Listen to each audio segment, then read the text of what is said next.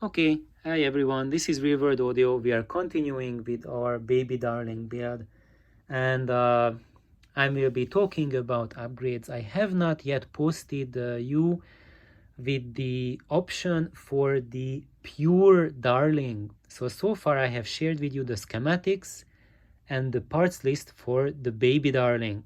The pure darling is the pimped out version of the baby darling using higher quality parts, and it will be a more refined amplifier, which is exactly almost the same amp but with higher quality parts in it.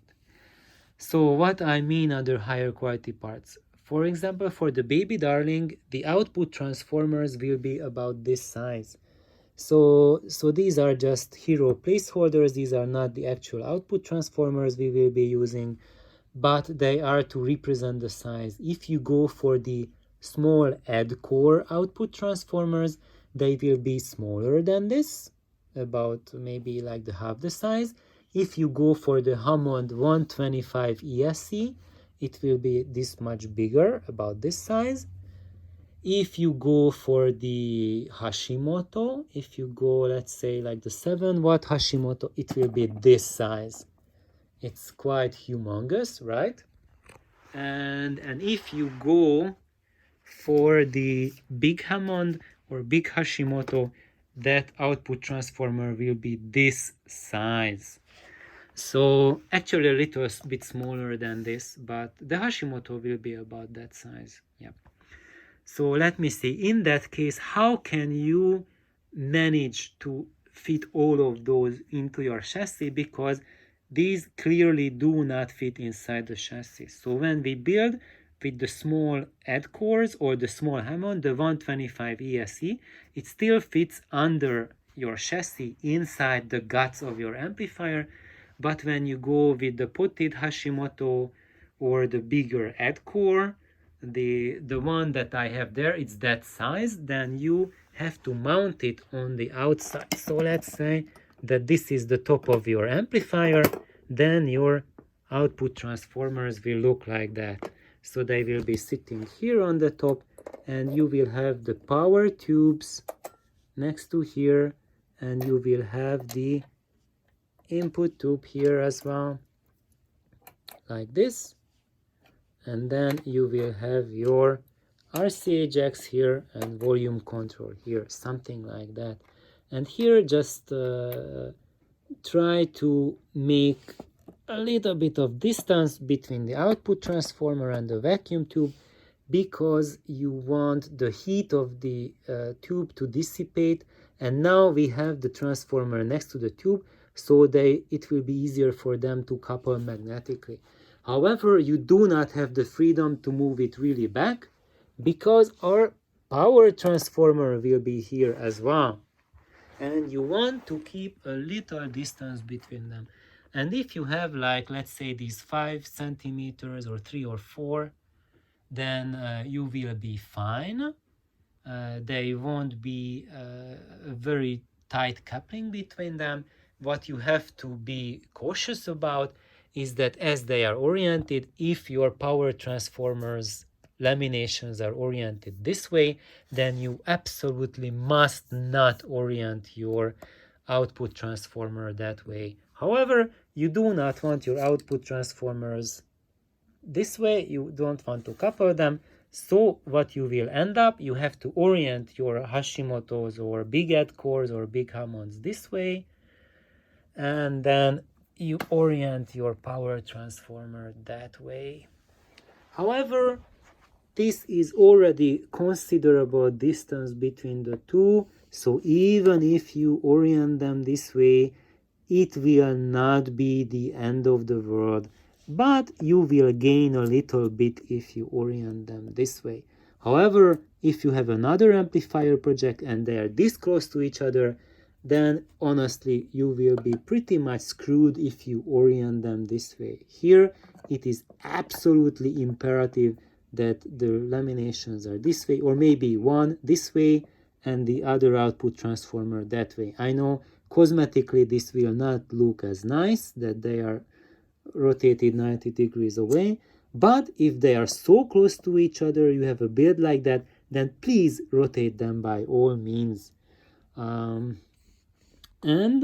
of course, when you have the pair of your output transformers here, and your power transformer is there as well, these will be the three maybe let's just emphasize that it's a potted transformer or something with end bars. You never put bare open frame transformers on the outside. So for the pure Darling build, or if you build a baby Darling with bigger output transformers, it will look like this on the outside. You will have the two output transformers. Of course, they will be matching. I just have two random ones for our purposes, showing you just two different scales for that, plus the power transformer sticking out. That's how your amp will look like approximately. So thank you for tuning in. I hope this helps for everyone and gives you a little bit of extra clues. But before I say goodbye with this episode, let's just go back and show you the other thing that happens. So one more thing that will happen with the pure Darling build is, instead of these electrolytic capacitors, we will be using film capacitors. And actually, this is the exact same capacitor that I am recommending for you. So this is one of those DC link capacitors. This is a Kemet, the C4AQ series. It's 500 volts DC rated, and this is a metallized polypropylene film. It's the newest, latest technology, film capacitor technology. And I will talk about these capacitors because these have really revolutionized the capacitor technology lately, and now they are so cheap. It's really fantastic. I use exclusively only these capacitors as my power supply filter capacitors because they have the quality in sound when used as filter caps in the power supply as the oil filter capacitors. But they have even, I would say, much better detail resolution and low level detail than oil caps do, and they also do not age because oil capacitors, they have things nasties happening them as they go old. We are not going into that right now. Also, an oil capacitor that's the same capacitance as this and the same voltage rating will be about this big, like covering half of the amp. So that if you want to build your baby Darling with all capacitors, you will need double this size. However, with film caps, you will need two of these film caps. Actually, you will also need a tuning capacitor, will be about this size, and the power transformer will be bigger for the pure Darling. The power transformer will be about, maybe not this big, but about that size. So actually it will look something like that. A tiny baby amplifier, not even putting out 1 watt, but it will have more serious iron on it than you get in even very serious audio gear. So anyone who looks at it will, even if you tell them this is not even 1 watt amplifier, they will not believe you because they will see the giant iron, and when they go home and see their 100 watt push-pull amplifiers, they have smaller iron than your Darling will have. And also when you turn it on and hook it up to your speakers that are single-ended friendly, also the sound will be the sound of a big amplifier. And I would say even if you put it next to many much higher powered amps, this pure Darling will sound like a bigger amplifier than them. Of course, the amplifiers which have higher power rating will be able to play silly loud. This will not be able to play silly loud, but given normal listening volumes that people listen music at, they will play with greater authority and greater fullness and much better bass resolution. And the mid-range will be just, and top end just way better than the higher power brothers. So that's my clue for you for the upcoming Pure Darling, is that you will be able to build it on the same chassis as the Baby Darling. And if right now you have the money to build only the Baby Darling, do not despair, because in the future you will be able to upgrade it to the Pure Darling.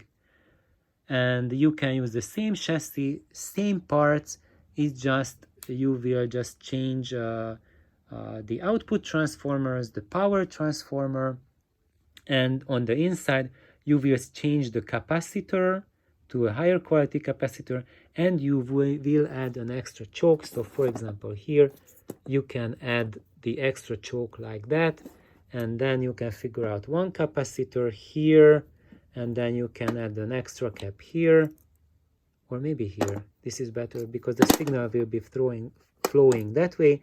So we will have our input capacitor close to the power transformer and the rectifier, and then we will have our first choke, and we will have our first big filter cap here, and then we will have our second choke, and then the second capacitor will be here feeding your high voltage B+ supply. So that is now for our upgrade path of the Darling. If you want to build it this way right now with the bigger selection, you are more than welcome.